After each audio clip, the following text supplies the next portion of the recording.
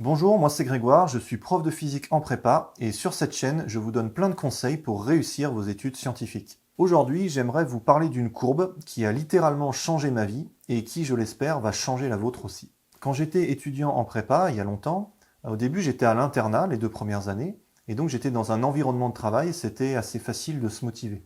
La première année, on était 4 par chambre, on avait chacun un lit, un bureau, une armoire et c'est tout.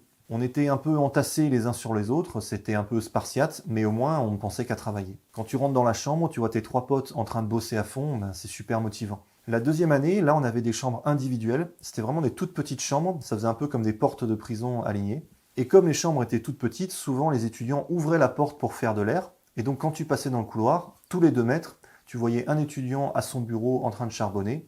Donc pareil, hein, c'était facile de se mettre dans l'ambiance de travail. C'est bon les gars, maintenant vous nettoyez ça va. Mais j'ai redoublé la deuxième année de prépa, et la troisième année, j'étais plus à l'internat. J'étais dans une chambre d'étudiants, j'étais un peu isolé, et du coup, j'avais plus ce cadre avec d'autres étudiants qui travaillaient autour de moi. Je faisais du sport, je sortais, j'écoutais de la musique. Alors vous allez me dire, c'est la belle vie, mais moi, c'est pas ce que je voulais. J'avais des objectifs avec les concours. Ce que je voulais, c'était travailler. J'avais juste quelques mois où il fallait se concentrer sur le travail, et après, bien sûr, je serais passé à autre chose, j'aurais fait d'autres activités. Donc je voulais travailler, mais non, la plupart du temps, j'avais la flemme. J'avais beaucoup de mal à me mettre au travail, et vous allez voir, c'est tout le sujet de cette vidéo. Quand j'y arrivais, il se passait un truc bizarre. Je me disais, ben finalement, c'était pas si dur. J'étais en train de bouquiner, j'ai posé le livre, je me suis levé, je me suis installé à mon bureau, j'ai ouvert mon classeur, j'ai pris mon stylo, et voilà. Finalement, ça m'a pas demandé beaucoup d'énergie, j'avais juste la flemme en fait. Cette sensation de flemme, vous le ressentez peut-être aussi, elle est associée à une forme de stabilité. Quand on est dans son canapé à rien faire, on est dans un état stable. Mais ce qui est surprenant, c'est que quand on est en train de travailler, bah on est bien aussi finalement. On est lancé, on est content d'avoir réussi à se motiver, il y a aussi une forme de stabilité. Quand je travaille et que je fais ce que j'ai à faire, bah j'ai l'impression d'être au bon endroit, j'ai l'impression d'être dans mon lieu naturel. Et d'ailleurs, c'est même encore plus stable, parce que dans le canapé, il y avait quand même une forme de culpabilité. C'était à la fois stable et à la fois un peu gênant. Et donc, au fil des années, je me suis dit, il doit y avoir un moyen de court-circuiter cette flemme, une sorte d'astuce, une sorte de nouvelle manière de voir les choses. Et justement, j'ai de la chance, il se trouve que ces notions de position stable et instable, on les retrouve un peu partout en physique.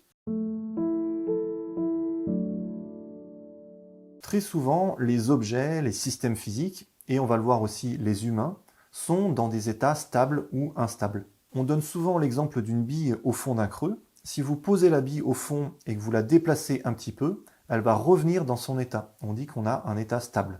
Par contre, si elle est en haut d'une bosse, la moindre perturbation va la faire tomber, l'état est instable. Ce qu'on trace ici, c'est l'énergie en fonction de la position. La bille, elle va naturellement vouloir baisser son énergie. Donc si elle est au fond du creux, elle y reste, l'énergie est minimum, l'état est stable, et à l'inverse, si elle est en haut d'une bosse, elle va descendre pour baisser son énergie. Donc là, vous voyez qu'il y a un lien entre stabilité et énergie. Et on peut s'amuser à faire le parallèle avec la vie courante. Par exemple, quand vous dormez paisiblement au milieu de la nuit, il peut y avoir un peu de bruit autour, un peu de perturbation, ça ne va pas vous réveiller. Vous êtes dans un état stable, une sorte de minimum d'énergie. A l'inverse, si vous êtes en t-shirt dans une tempête de neige à moins 20 degrés, votre corps il va agir tout seul, il va aller chercher un abri. Vous savez qu'il ne faut pas rester là, c'est une position instable. Et maintenant, l'exemple qui nous intéresse, quand vous êtes dans votre canapé et que vous savez que vous avez du travail, est-ce que c'est une position stable ou instable? D'un côté, vous culpabilisez, il y a quelque chose qui gêne, une forme d'instabilité. D'un autre côté, vous n'êtes pas en danger de mort, le canapé il est confortable quand même. Donc on ne sait pas trop si c'est stable ou instable, et justement, en physique, il y a un troisième type de stabilité, on appelle ça les états métastables. Et c'est représenté par ce genre de courbe, et là vous commencez peut-être à voir où je veux en venir. Ici, localement, la bille, elle est dans un creux, donc on a l'impression que l'état est stable, mais si on dézoome, on se rend compte que la bille, en faisant un petit effort, elle peut passer la barrière, et descendre beaucoup plus bas dans un état beaucoup plus stable. Et donc, voilà l'astuce que je vous donne.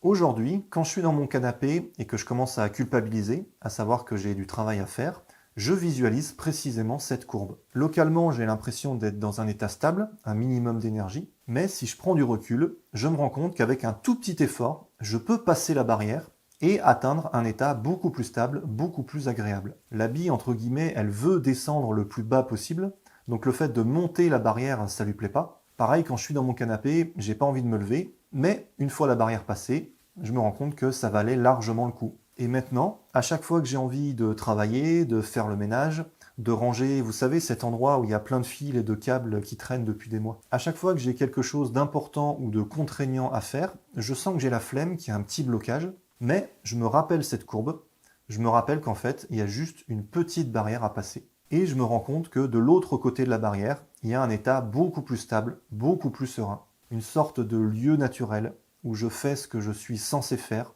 où je fais ce que je veux vraiment. Si vous êtes étudiant, je vous ai créé une petite formation en 3 mails où je vous donne des conseils pour réussir vos concours ou vos examens. Si vous voulez, vous pouvez cliquer sur le lien en description pour vous inscrire à la liste email et recevoir gratuitement la formation Conseil accéléré. Voilà, si ça vous a plu, mettez un pouce bleu, abonnez-vous et dites-moi ce que vous en avez pensé en commentaire. Allez, travaillez bien!